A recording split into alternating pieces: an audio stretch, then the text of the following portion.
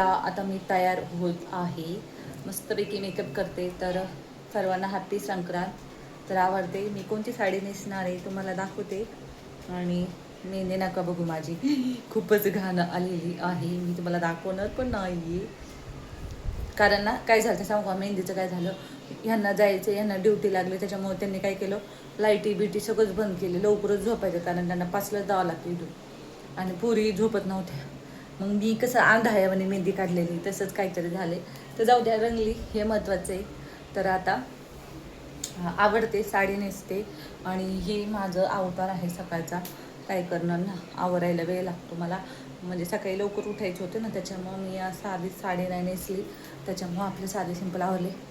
तर ताई आवरायला घेतलेलं आहे, माझ्या आधी ताईंनी घेतले आवरायला. आता मी घेत आहे मस्तपैकी आवरायला. तर चला, व्हिडिओ कंटिन्यू करा आणि शेवटपर्यंत नक्कीच बघा माझा मेकअप लुक. तर चला, बाय बाय. तर आम्ही वसून आल्यानंतर आता हे पार्ट 2 आहे बरं का. पार्ट 2 स्वयंपाकाचा आहे. आम्ही दोघे जावा किचनमध्ये स्वयंपाक करत होतो. त्या दिवशी आम्ही वसून आल्याचा व्हिडिओ होता. आता हा आहे पार्ट 2. तर चला म्हटलं आता करूया, कारण आम्ही आलो खूप थकलो होतो. म्हणजे एवढा कंटाळा येतो ना, म्हणजे आम्ही भरपूर ह्यावेळेस भरपूर लांब गेलो होतो. आणि जे जवळचं मंदिर सोडून आम्ही लांब गेलो होतो, त्याच्यामुळे पाय दुखत होते भरपूर. तर मग मस्तपैकी आता छान साडी घालून मी स्वयंपाकाला लागलेली आहे. तर पुरणपोळीचा बेत होता आज इकडं. तर प्रांजल काय करते, नुसती जी फरसाण आहे ते खाती. आणि तिला मी फरसाण जास्त देत नाही, कारण की ना तिला जास्त त्रास होतो. म्हणजे लगेच तिला पित्त होतं जास्त फरसाण खाल्ल्यावरती. आणि मी पण एक घास खाल्लेला आहे फरसाणचा, कारण गावाकडून आणलं होतं फरसाण आईने, आणि ते लय छान लागतं. आणि ह्यावेळेस त्यांनी एकदम थोडंसंच आणलं होतं, जास्तीचं नव्हतं. मग ते काय केलं, पोरांनी दिवसभर त्यांना भुका लागल्या होत्या, सगळंच संपवून टाकलं. मग चक्की वगैरे आणली होती खायला, भरपूर आणलं होतं. लोणवळ्याची चक्की वगैरे आणलं होतं ते आहे, पण जे फरसाण जी टेस्ट आहे गावाकडची, ते थोडंसंच आणलं होतं. चक्की अजून पडली, अजून कोणी खाय नाही, पण फरसाण लवकर संपलं. तर असो, मस्तपैकी आता पुरणपोळ्याचा स्वयंपाक करायचा होता. तर आई जेवल्या नव्हत्या. तर काही जण उपास पकडतात, काही जण नाही पकडत. तसा आम्ही उपास नव्हता पकडला.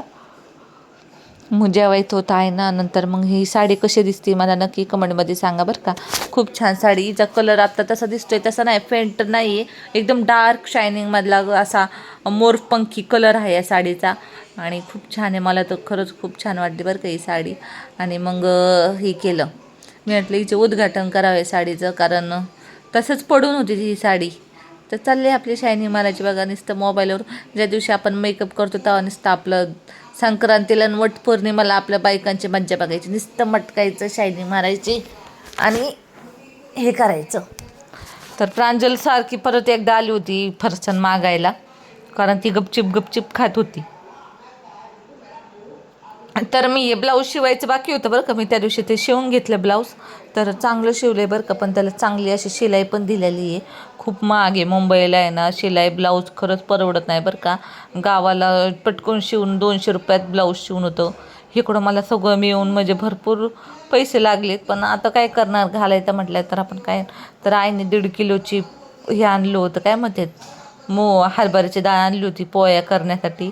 आणि माझं चाललं होतं, मला हा असं काय तरी करून तुम्हाला वाटेल इकडं तिकडं का बघते, मला रील्स काढायचा होता बरं का. म्हणून मी असे एक्सप्रेशन देत होते टेन्शनवाले. आणि हा तो व्हिडिओत मी ॲड केला आहे. तर झालं आहे आता एक्सप्रेशन देऊन, आता मग करायला लागले पोळ्या. तर मस्तपैकी आता पोळ्या करणार आहोत आम्ही. तर 1.5 किलो डाळ आणली होती आईने.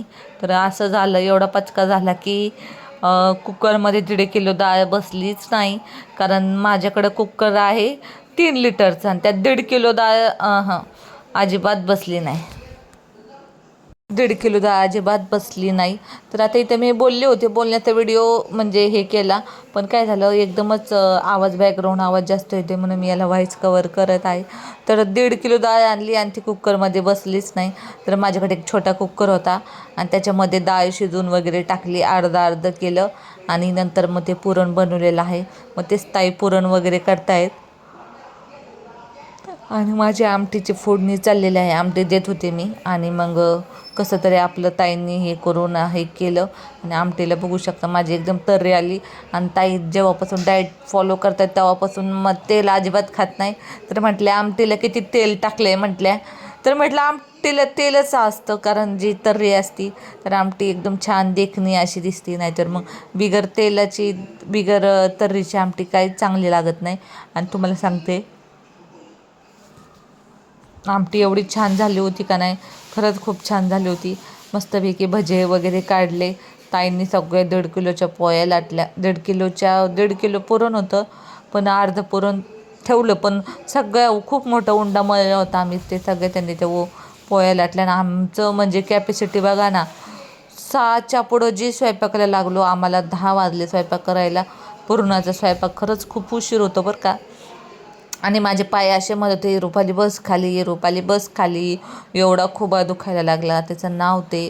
पण एवढा स्वयंपाक ठेवून तर, आणि पुरणपोळीचा स्वयंपाक म्हटलं ना, सगळं म्हणजे घर तर घर, आणि किचन पण एवढं घाण होतं. बेसन पीठ सगळीकडं लागतं, म्हणजे सगळं हे होऊन जातं.